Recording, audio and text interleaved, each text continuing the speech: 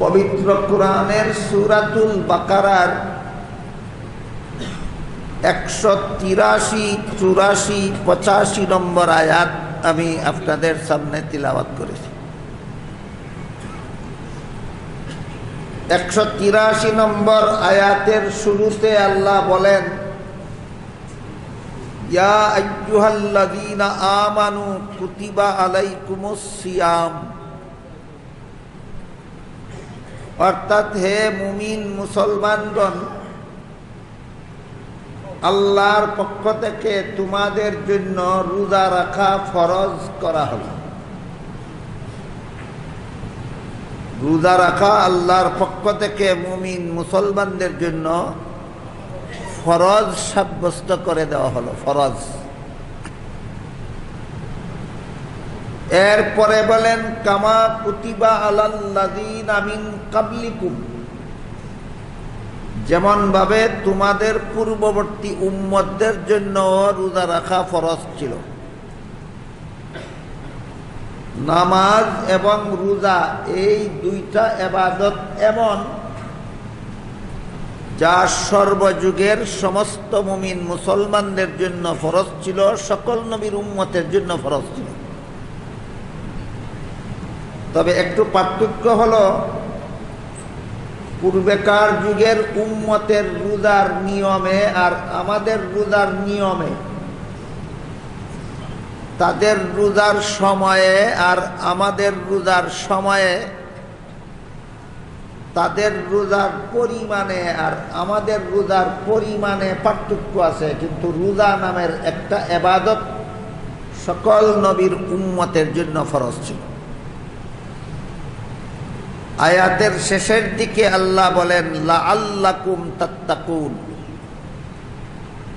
আয়াতের প্রথম অংশ হলো রোজা তোমাদের জন্য ফরজ করা হলো, শেষের অংশ হলো যেন তোমরা এই রোজার মাধ্যমে তাকওয়া অর্জন করতে পারো, গুনাহমুক্ত হতে পারো। যেন তোমরা রোজার মাধ্যমে গুনাহমুক্ত হতে পারো। এই কথাটা ব্যাখ্যা সাপেক্ষ। রোজার মাধ্যমে গুনাহমুক্ত হওয়ার ব্যবস্থা কিভাবে হয়, এটা বোঝার জন্য আমাদের প্রথমেই বুঝে নিতে হবে, আল্লাহর এই বিধান পালনের উদ্দেশ্যে মুমিন মুসলমানদের জন্য রমজান মাসের দিনের বেলায় খানা পিনা এবং স্বামী স্ত্রীর মিলামিশার থেকে বিরত থাকার নাম হল রোজা। খাওয়া দাওয়া না করা, স্বামী স্ত্রীর মিলামিশা না করার নাম হইল রোজা। এর মাধ্যমে আমরা গুনাহমুক্ত হতে পারি কিভাবে? এখানে তো শুধু দুইটা কাজ থেকে বিরত থাকার কথা বলা হয়েছে, খানা পিনার থেকে বিরত থাকা এবং স্বামী স্ত্রীর মিলামিশার থেকে বিরত থাকা। এই দুই কাজ থেকে বিরত থাকলে মানুষ গুনাহমুক্ত হয় কিভাবে? এটা হলো ব্যাখ্যা সাপেক্ষ ব্যাপার। এইরকম ব্যাখ্যার মাধ্যমে কোরআন বুঝাকেই কোরআনের তাফসীর বলা হয়। আমি অতীতে আপনাদের একাধিকবার বলেছি যে কোরআনের যে কথা শুধু অনুবাদের দ্বারা মর্ম বুঝে আসে না, সেই কথার মর্ম বুঝার মতো যে ব্যাখ্যা আছে, সেই ব্যাখ্যাকেই কোরআনের তাফসীর বলা হয়। সূরাতুল বাকারার 183 নম্বর আয়াতের শেষের অংশটা অত্যন্ত গুরুত্বপূর্ণ এবং ব্যাখ্যা সাপেক্ষ। যে আল্লাহ বলে দিয়েছেন যেন তোমরা গুনাহমুক্ত হতে পারো। এই গুনাহমুক্ত বাংলা ভাষায় আমরা যে বলেছি একটা কথা, গুনাহমুক্ত, এই গুনাহমুক্ত হওয়াটাকেই কোরআনের ভাষায় তাকওয়া বলা হয়। কোরআনের ভাষায় তাকওয়া একটা শব্দ আছে, এর বাংলায় তার মর্ম হইল গুনাহমুক্ত হওয়া। রোজার মাধ্যমে আমরা তাকওয়া অর্জন করতে পারি, গুনাহমুক্ত হতে পারি কিভাবে? এইটা হলো ব্যাখ্যা সাপেক্ষ। এই তাকওয়া সম্পর্কে অতীতেও আমি আপনাদের বলেছি, হযরত উমর ফারুক রাদিয়াল্লাহু তাআলা আনহু উবাই ইবনে কাব রাদিয়াল্লাহু আনহুকে জিজ্ঞাসা করেছিলেন যে তাকওয়া কাকে বলে।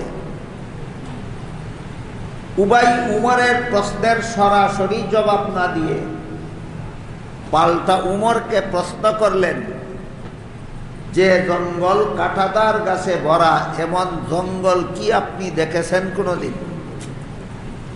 উমর বলেন, দেখেছি। উবাই জিজ্ঞাসা করলেন, কাঁটাদার গাছে ভরা জঙ্গল দিয়ে কি গিয়েছেন কোনোদিন? উমর বলেন, গিয়েছি। উবাই জিজ্ঞাসা করেন, যেই জঙ্গল কাঁটাদার গাছে ভরা, এমন জঙ্গল দিয়ে আপনি গেলেন কিভাবে? উমর বলেন, এমন ভাবে শরীর কাপড় সামলে গিয়েছি যেন আমার গায়ে কোনো কাঁটা না লাগে। তখন উবাই বলেন, এইটার নামই তাকওয়া।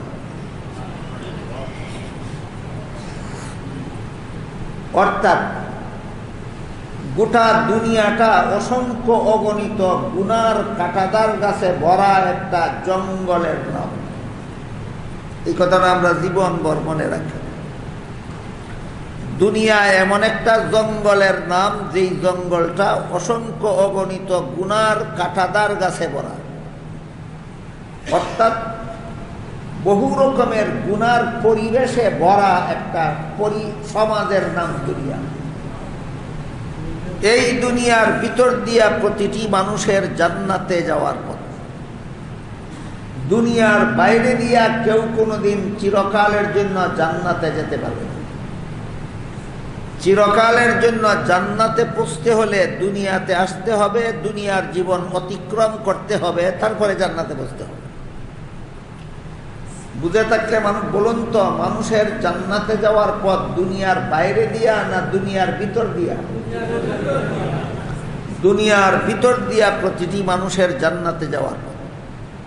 তাই এই দুনিয়ার পথটা অতিক্রম করব যে আমি, আমার সাথে যদি দুনিয়ার থেকে কোনো গুনাহ কবর পর্যন্ত না যায়, তাহলে আমার তাকওয়া হাসিল। গুনাহমুক্ত অবস্থায় কবরে প্রবেশ করতে পারার নাম তাকওয়ার জীবন। তাইলে তাকওয়া শব্দের মর্ম দাঁড়াইল গুনাহমুক্ত জীবনযাপন। গুনাহমুক্ত জীবনযাপন করলেই মানুষ দুনিয়ার থেকে বিদায় হওয়ার পরে সুদা জান্নাতে পৌঁছে যায়। গুনাহে জড়িত হয়ে দুনিয়ার থেকে বিদায় হলে জাহান্নামের শাস্তি ভোগ করতে হবে। যদি কোনো মানুষ চায় যে আমি জাহান্নামের শাস্তি ভোগ করব না, আমি সরাসরি জান্নাতে প্রবেশ করব, তাহলে তাকে গুনাহমুক্ত অবস্থায় দুনিয়ার থেকে বিদায় হতে হবে। এই গুনাহমুক্ত অবস্থাটাকেই কুরআনের ভাষায় তাকওয়া বলা।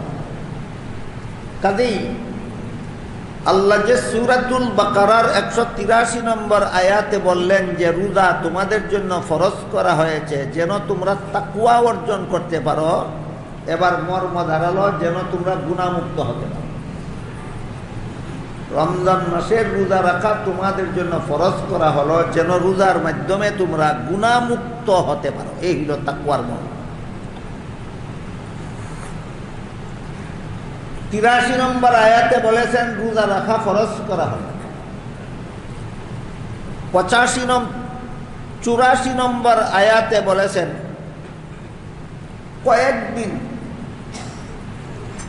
183 নম্বর আয়াতে বলেছেন রোজা রাখা ফরজ করা হলো, 84 নম্বর আয়াতে বলেছেন কয়েকদিন, আর 85 নম্বর আয়াতের শুরুতে বলেছেন কয়েকদিন কোন মাসের?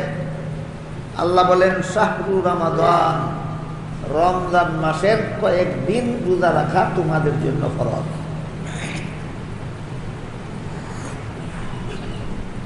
সূরাতুল বাকারার 183 নম্বর আয়াতে আল্লাহ বলেছেন রোজা রাখা ফরজ। 84 নম্বর আয়াতের শুরুতে বলেছেন কয়েকদিন। 85 নম্বর আয়াতের শুরুতে বলেছেন রমজান মাস যে কয়েকদিনের হয় সেই কয়েকদিন রোজা রাখা ফরজ।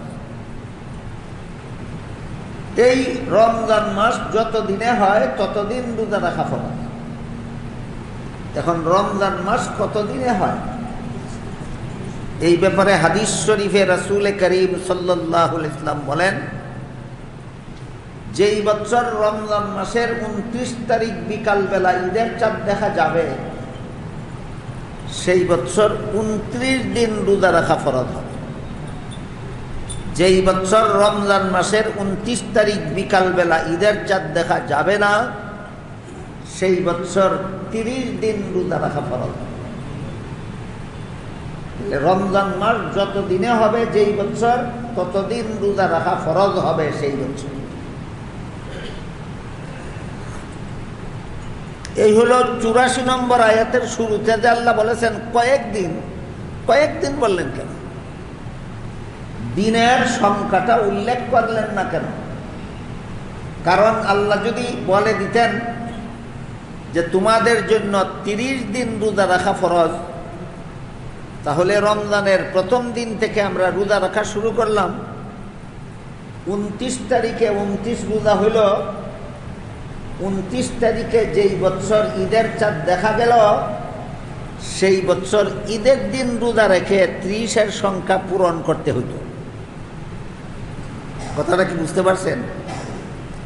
আল্লাহ যদি বলতেন তোমাদের জন্য 30 দিন রোজা রাখা ফরজ, তাহলে রমজানের প্রথম দিন থেকে আমি রোজা রাখা শুরু করলাম, 29 তারিখ পর্যন্ত কত রোজা হইল? 29 রোজা। আল্লাহ কত রোজা ফরজ যদি বলতেন 30 দিন রোজা রাখা ফরজ, তাহলে রমজানের 29 দিনে আমার 29 রোজা রাখা হইল, আরেক রোজা ফরজ বাকি রইল কিনা? এমত অবস্থায় 29 তারিখে যদি ঈদের চাঁদ দেখা যাইত তখন ঈদের দিন রোজা রেখে আল্লাহর ঘোষণার 30-এর সংখ্যা রক্ষা করতে হতো। তাহলে বিরাট জটিল সমস্যা দেখা দিত কিনা? মুমিন মুসলমানেরা যেন আল্লাহর হুকুম পালন করতে গিয়ে এমন জটিল সমস্যার সম্মুখীন না হয়, এই জন্য আল্লাহ দিনের সংখ্যাটা না বলে দিয়েছেন কয়েকদিন। তাই হাদিস শরীফে রাসূল করিম সাল্লাল্লাহু আলাইহি ওয়াসাল্লাম এই কয়েকদিনের ব্যাখ্যা এভাবে করেছেন, যেই বছর রমজান মাসের 29 তারিখ বিকাল বেলা ঈদের চাঁদ দেখা যাবে সেই বছর 29 দিন রোজা রাখা ফরজ হবে। যেই বছর রমজান মাসের 29 তারিখ বিকাল বেলা ঈদের চাঁদ দেখা যাবে না সেই বছর 30 দিন রোজা রাখা ফরজ। প্রতি বছরই 29 দিন না প্রতি বছরই 30 দিন না কোনো বছর 29 কোনো বছর 30? কোনো বছর 29 কোনো বছর 30। এই ফাঁকটা থাকার কারণে আল্লাহ সংখ্যাটা উল্লেখ না করে বলে দিয়েছেন কয়েকদিন। আর হাদিস শরীফে আল্লাহ রাসূল এই কয়েকদিনের ব্যাখ্যাটা এভাবে করে দিয়েছেন, যেই বছর 29 মাস হবে সেই বছর 29 দিন রোজা রাখা ফরজ হবে, যেই বছর 30 মাস হবে সেই বছর 30 দিন রোজা রাখা ফরজ হবে। হাদিস শরীফে রাসূল করিম সাল্লাল্লাহু আলাইহি ওয়াসাল্লাম বলেন, ইন্নাল্লাহা ফারাদা সিয়ামা রমাদান আলাইকুম ওয়া সানানতু লাকুম কিয়ামাহু ফামান সামাহু ওয়া কামাহু ঈমানান ওয়া ইহতিসাবান খারাজা মিন যুনুবিহি কায়াউমিন ওয়ালাদাতহু উম্মুহু আও কামা ক্বালা আলাইহিস সালাতু ওয়াসসালাম। রাসূল বলেন, রমজান মাসের দিনের বেলায় রোজা রাখা আল্লাহ তোমাদের জন্য ফরজ করেছেন, রাতের বেলায় তারাবিহের নামাজ পড়া আমি রাসূল তোমাদের জন্য সুন্নত করেছি। দিনের রোজা আল্লাহর ফরজ, রাতের তারাবি নবীর সুন্নত। এখান থেকে দুটি কথা মনে রাখি, রমজান মাসের দিনের বেলায় রোজা রাখা আল্লাহর ফরজ, রাতের বেলায় তারাবিহের নামাজ পড়া নবীর সুন্নত। আমি অন্যান্য বছর আপনাদেরকে বলেছি ফরজকে আল্লাহর ফরজ বলা হয় কেন আর সুন্নতকে নবীর সুন্নত বলা হয় কেন। তার কারণ মুমিন বান্দার জন্য কোনো কাজ ফরজ ততক্ষণ পর্যন্ত ফরজ হয় না যতক্ষণ পর্যন্ত আল্লাহ সরাসরি আদেশ করেন। কোনো আমল মুমিন বান্দার জন্য ফরজ হয় সরাসরি আল্লাহর হুকুমে, এই জন্য ফরজকে আল্লাহর ফরজ বলা হয়, অর্থাৎ আল্লাহর হুকুমে ফরজ হয়েছে। রমজান মাসে রোজা রাখা মুমিন বান্দাদের জন্য ফরজ হয়েছে আল্লাহর হুকুমে। দৈনিক 5 বেলা নামাজ পড়া মুমিন বান্দার জন্য ফরজ হয়েছে আল্লাহর হুকুমে। এই জন্য ফরজকে আল্লাহর ফরজ বলা হয়। কিন্তু সুন্নত কাজের জন্য আল্লাহ সরাসরি হুকুম করেন না। নবীর কথার কারণে অথবা নবীর আমলের অনুসরণের জন্য উম্মতের জন্য আমল সুন্নত হয়। আল্লাহ সরাসরি বলেননি তোমরা রাতের বেলায় তারাবিহের নামাজ পড়ো, কিন্তু নবী রাতের বেলায় তারাবিহের নামাজ পড়েছেন, উম্মতকেও পড়ার জন্য উৎসাহ দিয়েছেন। তাই নবীর আমলের অনুসরণে আমরা তারাবির নামাজ পড়ি। বুঝে থাকলে বলেন আল্লাহর হুকুমে তারাবি পড়ি না নবীর আমলের অনুসরণে? কাজে উম্মতের জন্য কোনো আমল সুন্নত হয় নবীর কথার কারণে, নবীর আমলের কারণে। এই জন্য সুন্নতকে নবীর সুন্নত বলা হয়, অর্থাৎ নবীর কথার দ্বারা সুন্নত হয়েছে, নবীর আমলের দ্বারা সুন্নত হয়েছে। তো রাসূল বলেন দিনের বেলায় রোজা রাখা রমজান মাসে আল্লাহ তোমাদের জন্য ফরজ করেছেন, সরাসরি হুকুম করেছেন রোজা রাখো। 85 নম্বর আয়াতের মধ্যভাগে আছে আল্লাহ বলেন ফালইয়াসুমহু, রোজা রাখো। সরাসরি যেহেতু আল্লাহ হুকুম করেছেন এই জন্য রোজা রাখা ফরজ হয়েছে। তারাবির নামাজ আমরা সরাসরি আল্লাহর হুকুমে পড়ি না, নবীর আমলের অনুসরণে পড়ি। এই জন্য রাসূল বলেন রমজান মাসের দিনের বেলায় রোজা রাখা আল্লাহ তোমাদের জন্য ফরজ করেছেন, আর রাতের বেলার তারাবিহের নামাজ আমি রাসূল তোমাদের জন্য সুন্নত করেছি। এখানে বিশেষভাবে স্মরণ রাখার মতো কথা হলো রমজান মাসের আলাদা আমলেই মাত্র 2টা, একটা দিনের রোজা আর একটা রাতের তারাবি। রমজানের আলাদা আমল মাত্র 2টা, দিনের রোজা আর রাতের তারাবি। তাহাজ্জুদের নামাজ 12 মাসই পড়া যায়, কোরআন তেলাওয়াত 12 মাসই করা যায়, তসবিহ তাহলিল জিকির আজকার দুয়া দুরুদ 12 মাসই পড়া যায়। কিন্তু রমজানের রোজা রমজান মাসেই রাখতে হয়, তারাবির নামাজ রমজান মাসেই পড়তে হয়। তাহলে এবার রমজান মাসের আমল কটা সাব্যস্ত হইল? 2টা, একটা দিনের রোজা আর একটা রাতের তারাবি। এরপরে রাসূল বলেন দিনের রোজা আল্লাহ তোমাদের জন্য ফরজ করেছেন, রাতের তারাবি আমি রাসূল তোমাদের জন্য সুন্নত করেছি। কাজেই যেই ব্যক্তি এই 2টা আমল রমজান মাসে করবে, ফামান সামাহু ওয়া কামাহু ঈমানান ওয়া ইহতিসাবান, যে ব্যক্তি রমজান মাসের দিনের বেলায় রোজা রাখবে, রাতের বেলায় তারাবিহের নামাজ পড়বে ঈমান ঠিক রেখে এবং আল্লাহর কাছে পুরস্কার পাওয়ার আশায়। এই 2 শর্ত। যারা ঈমান ঠিক রেখে আল্লাহর কাছে পুরস্কার পাওয়ার আশায় রমজান মাসের দিনের বেলায় রোজা রাখবে, রাতের বেলায় তারাবিহের নামাজ পড়বে, রাসূল বলেন তাদের সারা জীবনের গুনাহ আল্লাহ এমনভাবে মাফ করে দেবেন যেভাবে নূতন সন্তান বেগুনাহ অবস্থায় জন্মগ্রহণ করে।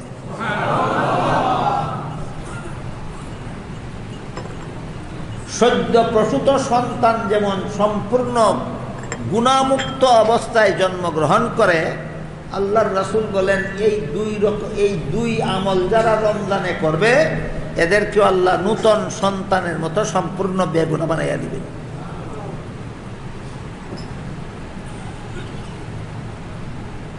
আরেক হাদিসে রাসূল করিম সাল্লাল্লাহু আলাইহি ওয়াসাল্লাম বলেন 5 বেলার ফরজ নামাজ যারা পড়ে, এক বেলার ফরজ নামাজ পড়ার পর থেকে যেসব গুনাহ করে এইসব গুনাহ আরেক বেলার ফরজ নামাজের দ্বারা মাফ হয়ে যায়। ফজরের পর থেকে যত গুনাহ করলো জোহরের ফরজ নামাজের দ্বারা মাফ হয়ে যায়, জোহরের ফরজ নামাজের পর থেকে যত গুনাহ করলো আসরের ফরজ নামাজের দ্বারা মাফ হয়ে যায়, আসরের নামাজের পরে যত গুনাহ করলো মাগরিবের নামাজের দ্বারা মাফ হয়ে যায়, মাগরিবের পরে যত গুনাহ করলো এশার নামাজের দ্বারা মাফ হয়ে যায়, এশার পরে যত গুনাহ করলো ফজরের নামাজের দ্বারা মাফ হয়ে যায়। এরপরে রাসূল বলেন এক জুম্মার পর থেকে যত গুনাহ করলো আরেক জুম্মার দ্বারা সপ্তাহের গুনাহ মাফ হয়ে যায়। তারপরে রাসূল বলেন এক রমজানের পরে যত গুনাহ করলো আরেক রমজানের রোজা আর তারাবির দ্বারা তার সারা বছরের গুনাহ মাফ হয়ে যায়। এই হাদিসটা শুনলে যে দুই নামাজের মধ্যে যত গুনাহ করলো পরবর্তী নামাজের দ্বারা মাফ হয়ে যায়, দুই জুমার মধ্যে যত গুনাহ করলো পরবর্তী জুমার দ্বারা সেই গুনাহ মাফ হয়ে যায়, দুই রমজানের মধ্যে যত গুনাহ করলো পরবর্তী রমজানের দ্বারা সব গুনাহ মাফ হয়ে যায়। এই কথা শুনলে অনেকে একটা ফারিফত পায়। ফারিফত মানে ফজরের নামাজ পড়ে সংসারের কাজে যায়, সুদ খায়, ঘুষ খায়, মদ খায়, গাঞ্জা খায়, মিথ্যা কথা বলে, মিথ্যা মামলা করে, মিথ্যা সাক্ষী দেয়, মানুষের সম্পত্তি জুড়ে দখল করে, যত রকমের আকাম কুকাম সব করে, আর মনে মনে বলে যে জোহরের নামাজের দ্বারা সব মাফ হয়ে যায়। এখানে যে আসলে ফারিফতের কোনো ফাঁক নাই, এই কথাটা বোঝার জন্য আরো কিছু তাফসীরের দরকার, আরো কিছু ব্যাখ্যা বিশ্লেষণের দরকার। অত্যন্ত মহামূল্যবান একটা মৌলিক নীতি আমাদের মনে রাখতে হবে। সেটা হলো, যত হাদিসে উল্লেখ আছে যে অমুক নেক আমলের দ্বারা গুনাহ মাফ হয়ে যায়, যত হাদিসে উল্লেখ আছে নেক আমলের দ্বারা গুনাহ মাফ হয়ে যায় এমন কথা যত হাদিসে উল্লেখ আছে, সবগুলি হাদিসের মর্ম হলো সগীরা গুনাহ মাফ হয়ে যায়।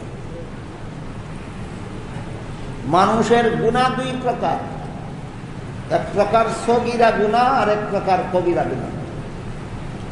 সগীরা গুনাহ ওই সমস্ত গুনাহকে বলে যেসব গুনার কারণে আল্লাহ বান্দাকে কোনো শাস্তি দিতে চান না। দেখেন আল্লাহ কত মেহেরবান। এক ধরনের গুনাহ আছে যে গুনার কারণে আল্লাহ বান্দাকে শাস্তি দিতে চান না, এই জন্য এইরকম গুনার সাথে শাস্তির কোনো উল্লেখই নাই। আল্লাহ অপেক্ষায় থাকেন তুমি একটা নেক আমল করো, এর উসিলায় আমি আল্লাহ অপেক্ষায় আছি তোমার গুনাহটা মাফ করে দেব। এমন গুনার নাম সগীরা গুনাহ। ফজরের পর থেকে যত সগীরা গুনাহ করলো আল্লাহ অপেক্ষায় থাকেন জোহরের নামাজ পড়বে আর এর উসিলায় আল্লাহ তার সব সগীরা গুনাহ মাফ করে দেবে। এক রমজানের পরে সারা বছর যত সগীরা গুনাহ করলো আল্লাহ অপেক্ষায় থাকেন আরেক রমজানের রোজা রাখবে, এর উসিলায় আল্লাহ সব সগীরা গুনাহ মাফ করে দেবে। তাইলে সগীরা গুনাহ এমন গুনাহকে বলে যে গুনার কারণে আল্লাহ শাস্তি দেন না, বরং নেক আমলের উসিলায় মাফ করে দেন। এই মর্মে হাদিস শরীফে রাসূল বলেছেন, প্রত্যেক ফরজ নামাজের ফাঁকে যত গুনাহ হয় পরবর্তী ফরজ নামাজের দ্বারা মাফ হইয়া যায়। আগের জুম্মার পর থেকে সারা সপ্তাহ যত গুনাহ হয় পরের জুম্মার দ্বারা তা মাফ হইয়া যায়। আগের রমজানের পর থেকে সারা বছর যত গুনাহ হয় পরের রমজানের রোজার দ্বারা তা মাফ হইয়া যায়। এবার বলেন কোন গুনাহ? এই সগীরা গুনার উদাহরণ যেমন বেখিয়ালে পশ্চিম দিকে কিবলার দিকে থুক নিক্ষেপ করা একটা সগীরা গুনাহ। পশ্চিম দিকে আমরা যেন কোনো সময় থুক নিক্ষেপ না করি, কারণ পশ্চিম দিকে আমাদের কিবলা। সম্মানিত কিনা? কিবলা সারা দুনিয়ার সমস্ত মুসলমানদের জন্য সম্মানিত। এই জন্য কিবলা যেহেতু মুসলমানদের অন্তরের অন্তঃস্থল থেকে একটা সম্মানিত জায়গা, এই জন্য এদিকে যেন আমরা পা না দেই, এদিকে যেন আমরা থুক নিক্ষেপ না করি, এটার সম্মান মর্যাদা রক্ষা করা উচিত। তারপরে যদি কারো খেয়াল থাকে না, বেখেয়ালে কিবলার দিকে থুক নিক্ষেপ করেই ফেলে, আল্লাহ চান না এর দ্বারা তারা শাস্তি দিতে। আল্লাহ অপেক্ষায় দেখেন কোনো একটা নেক আমল করুক, এর উসিলায় আমি তাকে মাফ করে দেব। আরেকটা সগীরা গুনার উদাহরণ, এমন নির্জন জায়গা যেখানে কেউ দেখে না, কোনো মানুষে দেখে না, যেখানে যে নিরিবিলি স্থানে কোনো মানুষে দেখে না, এমন স্থানের মধ্যে বিনা দরকারে উলঙ্গ হওয়ার একটা সগীরা গুনাহ। টয়লেটের ভিতরে আমরা উলঙ্গ হই বিনা দরকারে, না দরকারে গুনাহ হবে, কিন্তু বিনা দরকারে যদি কেউ এমন নির্জনে উলঙ্গ হয়, এটাও একটা গুনার কাজ। কেমন গুনাহ? সগীরা গুনাহ। বিনা দরকারে আপনি নির্জনে উলঙ্গ হলেন, একটা সগীরা গুনাহ হলো। আল্লাহ চান না এর দ্বারা আপনাকে শাস্তি দিতে, এজন্য আল্লাহ অপেক্ষায় থাকেন একটা নেক আমল করবেন, এর উসিলে আপনার বিনা দরকারে উলঙ্গ হওয়ার গুনাহ মাফ করে দিবেন। এই সমস্ত গুনাহকে সগীরা গুনাহ বলা হয়, যার কোনো শাস্তি আল্লাহ দুনিয়াতেও দেন না বান্দাকে, আখিরাতেও দেন না, বরং কোনো না কোনো নেক আমলের উসিলায় মাফ করে দেন। এই মূলনীতিটা বুঝলে ফজরের পর থেকে বান্দা যত গুনাহ করে জোহরের নামাজের দ্বারা মাফ হয়ে যায়। এবার বলেন কোন গুনাহ? এশার পর থেকে বান্দা যত গুনাহ করে ফজরের নামাজের দ্বারা মাফ হয়ে যায়। কোন গুনাহ? এক জুম্মার পর থেকে বান্দা যত গুনাহ করে আরেক জুম্মার দ্বারা মাফ হয়ে যায়। কোন গুনাহ? এক রমজানের পর থেকে বান্দা যত গুনাহ করে আরেক রমজানের দ্বারা মাফ হয়ে যায়। কোন গুনাহ? সগীরা গুনাহ। আরেক প্রকার গুনাহ হলো কবিরা গুনাহ। কবিরা গুনাহ ওই সমস্ত গুনাহকে বলা হয় যে গুনার কারণে দুনিয়াতে আখেরাতে শাস্তির কথা কুরআন হাদিসে উল্লেখ আছে। যে গুনার কারণে শাস্তির কথা উল্লেখ আছে কুরআনে হাদিসে, এমন গুনাহকে কবিরা গুনাহ বলা হয়। যেমন 5 বেলার ফরজ নামাজ না পড়লে জাহান্নামের শাস্তির কথা উল্লেখ আছে। রমজান মাসে রোজা না রাখলে জাহান্নামের শাস্তির কথা উল্লেখ আছে। সুদ খাইলে, ঘুষ খাইলে, মদ খাইলে, গাঞ্জা খাইলে, মানুষের সম্পদ অন্যায়ভাবে গ্রহণ করলে, মানুষকে অন্যায়ভাবে কষ্ট দিলে শাস্তির কথা উল্লেখ আছে। এই সমস্ত গুনাহ হইল কবিরা গুনাহ। কবিরা গুনাহ 5 বেলার নামাজের দ্বারা মাফ হয় না। কবিরা গুনাহ জুম্মার নামাজের দ্বারা মাফ হয়। কবিরা গুনাহ রমজানের রোজার দ্বারা মাফ হয় না। কবিরা গুনাহ বান্দার কোনো নেক আমলের দ্বারা মাফ হয় না। কবিরা গুনাহ মাফ হওয়ার ব্যবস্থা হইল তওবা।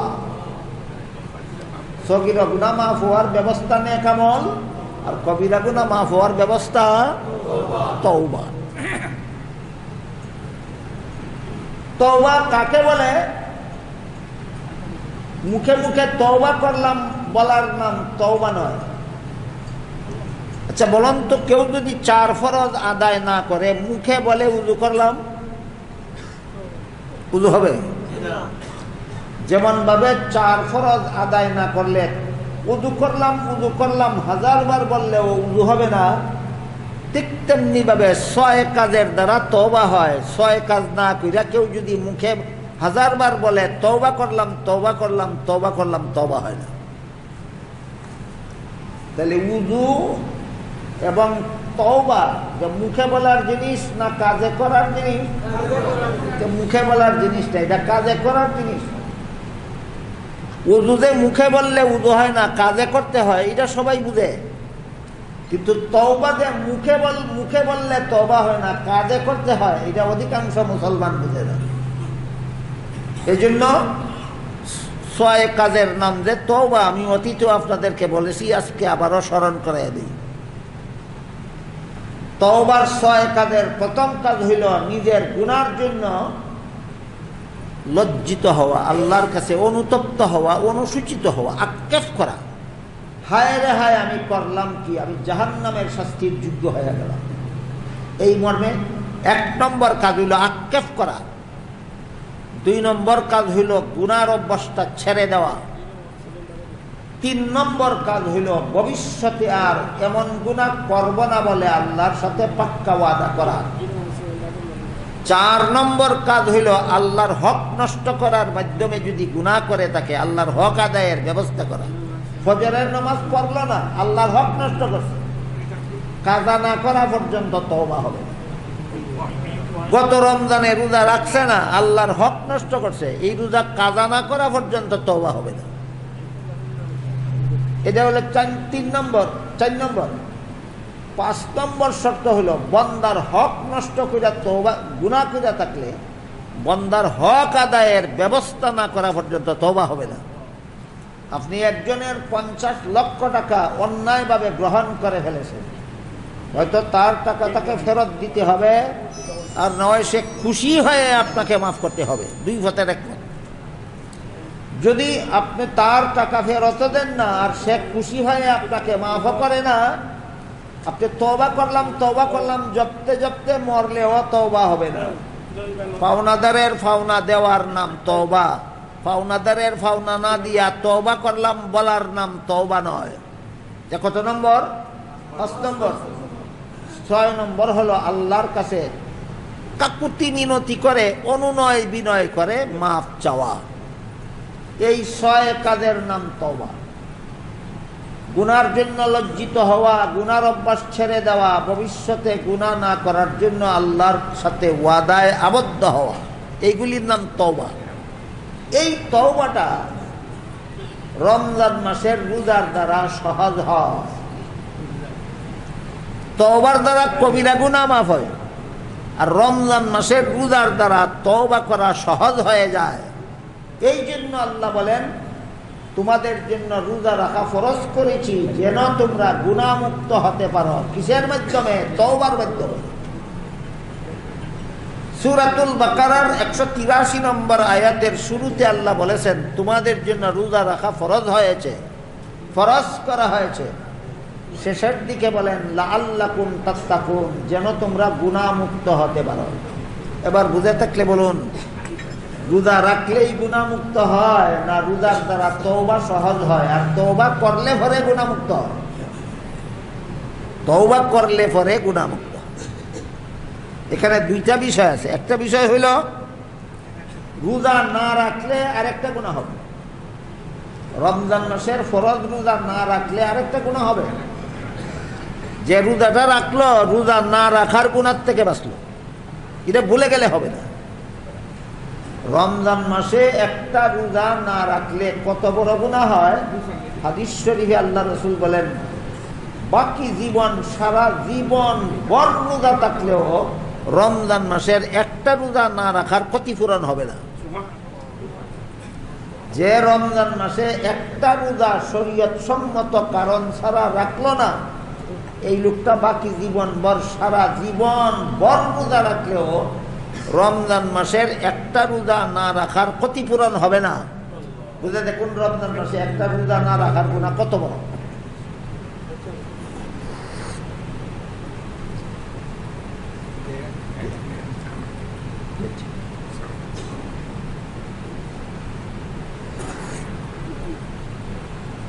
তাইলে রমজান মাসে রোজা রাখলে রোজা না রাখার গুনাহ থেকে বাঁচা যায়। কিন্তু রোজা রাখাটা যদি শুধু রোজা রাখাই হয়, আল্লাহ যে বলেছেন রোজার মাধ্যমে তোমরা গুনাহমুক্ত হওয়ার ব্যবস্থা গ্রহণ না কইরা যদি রোজা রাখা হয়, শুধু রোজা না রাখার গুনাহ থেকে বাঁচা যায়, কিন্তু এই রোজার দ্বারা অন্য গুনাহ মাফ হয় না। আর আরেকভাবে রোজা রাখার সিস্টেম আছে, সেইভাবে রোজা রাখলে রোজা না রাখার গুনাহ থেকেও বাঁচা যায়। এই রোজার দ্বারা অন্য সকল গুনাহ থেকেও মুক্তি লাভ করা যায়। ওই ব্যবস্থাটা যেন বান্দা গ্রহণ করতে পারে, এই জন্য উৎসাহ দিয়ে আল্লাহ বলেছেন লাআল্লাকুম তাত্তাকুন। কথাটা আর একটু সহজ করে বলি যেন আমরা অনায়াসে বুঝতে পারি। কথাটা বোঝার জন্য এইভাবে বলা যায়, রোজার দুইটা জিনিস আছে, একটা হইল রোজার দেহ আর একটা হইল রোজার প্রাণ। রোজার দেহ একটা, রোজার প্রাণ একটা। রোজার দেহ হইল দিনের বেলায় খানা পিনা না করা, বিবির সাথে মিলামিশা না করা, এটা রোজার দেহ। এটা না করলে কি হয়? রোজা না রাখার গুনাহ থেকে বাঁচা যায়। কিন্তু সারা জীবন যত কবিরা গুনাহ করছে এইগুলি এই রোজার দ্বারা মাফ হবে না। আপনি রমজান মাসের 29 দিন অথবা 30 দিন সারাদিন খানাফিনা করলেন না, সারাদিন বিবির কাছে গেলেন না, এর দ্বারা রোজা না রাখার গুনাহ থেকে বাঁচলেন, কিন্তু সারা জীবন যত কবিরা গুনাহ করেছেন ওইসব গুনাহ এই রোজার দ্বারা মাফ হবে না। আরেকটা হইল রোজার প্রাণ। রোজার দেহ হইল খানাফিনা না করা, আর রোজার প্রাণ হইল এই রোজার দেহ থেকে একটা শিক্ষা গ্রহণ করা। রোজার দেহ থেকে একটা গ্রহণ করার মতো শিক্ষা আছে। সেটা কি? সেটা হলো আমার ঘরে হালাল খানা মজুদ আছে, শুধু আল্লাহকে সন্তুষ্ট করার জন্য খাই না, আর কোনো উদ্দেশ্য আছে? ঘরের খানা হালাল খানা মজুদ আছে, হালাল ব্যবসায়ের দ্বারা খানা পাক করা হয়েছে ঘরে, হালাল চাকুরির বেতনের দ্বারা খানা জোগাড় করা আছে ঘরে, হালাল কৃষিকাজের দ্বারা ফসল উঠানো আছে ঘরে, কিন্তু আল্লাহকে সন্তুষ্ট করার জন্য আমি খাই না। হালাল বিবি ঘরে মজুদ আছে, আল্লাহকে খুশি করার জন্য বিবির কাছে যাই না। এইভাবে যদি একটা মুমিন মুসলমান একটা মাস পর্যন্ত শুধু আল্লাহর সন্তুষ্টি অর্জন করার জন্য হালাল খানা না খাইয়া থাকতে পারে, হালাল বিবির কাছে না গিয়া থাকতে পারে, তখন এর শিক্ষা হইল তাইলে তুমি আল্লাহকে খুশি করার জন্য হারাম কাজগুলি ছাড়তে পারবে না কেন? এইটা হইল রোজার শিক্ষা। এটা হইল রোজার শিক্ষা। না খাইয়া থাকার নাম রোজা, আর হালাল খানা না খাইয়া যদি থাকতে পারি আল্লাহকে খুশি করার জন্য, তাহলে হারাম কাজগুলি তওবা কইরা ছাড়তে পারবো না কেন? আল্লাহকে খুশি করার জন্য। সেইটা হইল রোজার প্রাণ। রোজার দেহ যদি আমরা পালন করি, রোজা না রাখার গুনাহ থেকে বাঁচতে পারি, এই রোজার দ্বারা অন্য গুনাহ মাফ হবে না। আর রোজার প্রাণ সহ যদি রোজা রাখতে পারি, একদিকে হারাম খানাও, একদিকে হালাল খানাও খাই না, অপরদিকে হারাম কাজও আর করব না, আল্লাহর সাথে ওয়াদায় আবদ্ধ হই, এই রোজার দ্বারা রাসূল বলেন ফামান সামাহু ওয়া কামাহু ঈমানান ওয়া ইহতিসাবান খারাজা মিন যুনুবিহি কায়াউমিন ওয়ালাদাতহু উম্মুহু। যেই ব্যক্তি দেহ প্রাণ সহ রোজা রাখতে পারলো, তার ব্যাপারে রাসূল বলেন যেই ব্যক্তি রমজান মাসের দিনের বেলায় রোজা রাখে, রাতের বেলায় তারাবিহের নামাজ পড়ে, তার অতীত জীবনের সমস্ত গুনাহ আল্লাহ এমনভাবে মাফ করে দেন যেমনভাবে একটা নূতন সন্তান বেগুনাহ অবস্থায় জন্মগ্রহণ। বিষয়টা আরো পরিষ্কারভাবে বুঝে আসবে ঈদের দিন সম্পর্কের একটা হাদিস বুঝলে পরে। এক হাদিসে রাসূল করিম সাল্লাল্লাহু আলাইহি ওয়াসাল্লাম বলেন, রমজান মাস শেষে ঈদের দিন যখন রোজাদার ঈদগার মাঠে ঈদের নামাজ পড়তে যায়, আল্লাহ তখন ফিরিস্তাদের জিজ্ঞাসা করেন, ও ফিরিস্তারা, আমার এই সমস্ত বান্দারা আজকে ঈদগার মাঠে আসলো কেন? আল্লাহর জানা নাই? জিজ্ঞাসা করেন কেন? একটা ঘোষণা দেওয়ার জন্য। ফিরিস্তা যেই জবাব দিবেন, জবাবের ভিত্তিতে আল্লাহ ঈদগার মাঠে একটা ঘোষণা দিবেন, ঘোষণাটা দেওয়ার পরিবেশ তৈরি করার জন্য আল্লাহ ফিরিস্তাকে জিজ্ঞাসা করেন, ও ফিরিস্তারা, এরা আজকে মাঠে আসলো কেন? ফিরিস্তারা বলে, আল্লাহ, এদেরকে আপনি রমজান মাসে একটা ডিউটি দিয়েছিলেন, ডিউটিটা পালন করে আজকে ঈদগার মাঠে আসছে বেতন নেওয়ার জন্য। আল্লাহ ফিরিস্তাদের জিজ্ঞাসা করেন, তোমরা বলো তো এদেরকে কি বেতন দেওয়া যায়? ফিরিস্তারা বলেন, আল্লাহ, আমরা তো মনে করি ডিউটিটা যারা ঠিক মতে পালন করেছে। এবার বলুন, ডিউটিটা ঠিক মতে পালন হয় শুধু রোজার দেহের দ্বারা না প্রাণ সহ? রোজার দেহ হইল দিনের বেলায় হালাল খানা না খাওয়া, আর রোজার প্রাণ হইল সমস্ত হারাম কাজ তওবা করে ছেড়ে দেওয়া। রোজার প্রাণ, এই দুইটা কথা যেন বলি না। দিনের বেলায় না খাওয়া হইল রোজার দেহ, আর সকল প্রকার হারাম কাজ তওবা করে ছেড়ে দেওয়া রোজার প্রাণ। এদের রোজা হইল ঠিক মতে রোজা রাখা। ফিরিস্তারা বলেন, আল্লাহ, আমরা তো মনে করি যারা ঠিক মতো আপনার দেওয়া ডিউটিটা পালন করে আসছে, এদের পুরস্কারটা পুরাপুরি দেওয়া দরকার। আল্লাহ তখন বলেন, ফিরিস্তারা, তোমরা সাক্ষী থাকো, এদের জীবনের সমস্ত গুনাহ আমি আল্লাহ মাফ করে। এইবার রসুলের ওই হাদিস বোঝা সহজ হয়ে যাবে, যেখানে রসুল বলেছেন, ইন্নাল্লাহা ফারাদা সিয়ামা রমাদান আলাইকুম ওয়া সানানতু লাকুম কিয়ামাহু ফামান সামাহু ওয়া কামাহু ঈমানান ওয়া ইহতিসাবান খারাজা মিন যুনুবিহি কায়াউমিন ওয়ালাদাতহু উম্মুহু। আল্লাহ রমজান মাসের দিনের বেলায় রোজা রাখা তোমাদের জন্য ফরজ করেছেন, রাতের বেলায় তারাবিহের নামাজ পড়া আমি রাসূল তোমাদের জন্য সুন্নত করেছি। কাজেই যে ব্যক্তি এই দুই আমল রমজান মাসে করবে, বলুন অপূর্ণভাবে করলে না পরিপূর্ণভাবে করলে? এবার বলেন পরিপূর্ণ রোজা কারে কয়? শুধু না খাওয়ার নাম, না তওবা করে সমস্ত গুনাহ ছেড়ে দেওয়ার নাম? তওবা করে সমস্ত গুনাহ ছেড়ে দেওয়ার নাম পরিপূর্ণ রোজা। আল্লাহ বলেন, রসুল বলেন, এদের সারা জীবনের গুনাহ আল্লাহ এমনভাবে মাফ করে দেবেন যেভাবে নূতন সন্তান বেগুনাহ অবস্থায় জন্মগ্রহণ করে।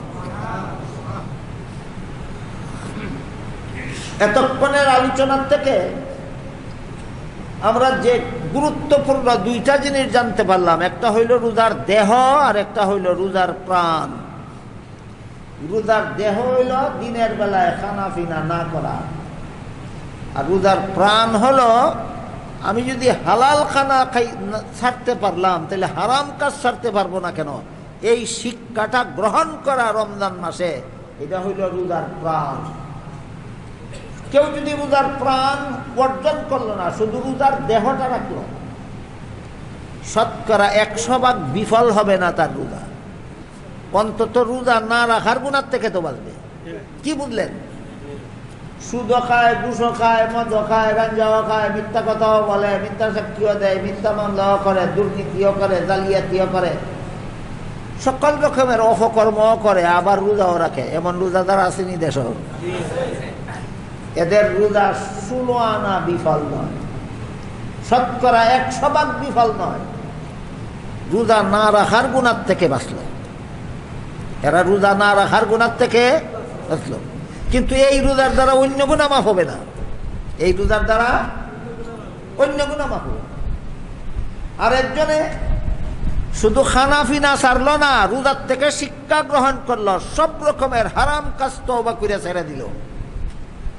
এই রোজাদারের ব্যাপারে হাদিস শরীফে আল্লাহ রাসূল বলেছেন, আউয়ালুহু রাহমাতুন ওয়া সানিহু মাগফিরাতুন ওয়া আখিরু আওসাতুহু মাগফিরাতুন ওয়া আখিরুহু ইতকুম মিনান নিরান, আও কামা ক্বালা আলাইহিস সালাতু ওয়াস সালাম। যারা রমজানের শিক্ষা গ্রহণ করে, হালাল খানা যদি আল্লাহরে খুশি করার জন্য ছাড়তে পারি, তাহলে হারাম কাজ ছাড়তে পারবো না কেন? এই শিক্ষাটা যারা রমজানের প্রথম দশকে গ্রহণ করে, প্রথম দশক থেকেই তাদের জন্য রহমত নাজিল শুরু হয়ে যায়। এই শিক্ষাটা কেউ যদি রমজানের দ্বিতীয় দশকে গ্রহণ করতে পারে, দ্বিতীয় দশকেই তার জীবনের সব গুনাহ মাফ হইয়া যায়। এই শিক্ষাটা যদি কেউ রমজানের শেষ দশকে গ্রহণ করতে পারে, শেষ দশকেও তাকে জাহান্নাম থেকে মুক্ত করে দেওয়া হয়।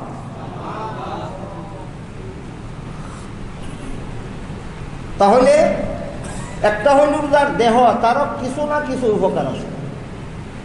কমপক্ষে রোজা না রাখার গুনার থেকে বাঁচল। আর একটা হলো রোজার প্রাণ, এটা 16 আনা উপকার। এই রোজার প্রাণ যারা অর্জন করতে পারে, তাদের অতীত জীবনের সমস্ত গুনাহ মাফ হয়ে যায়।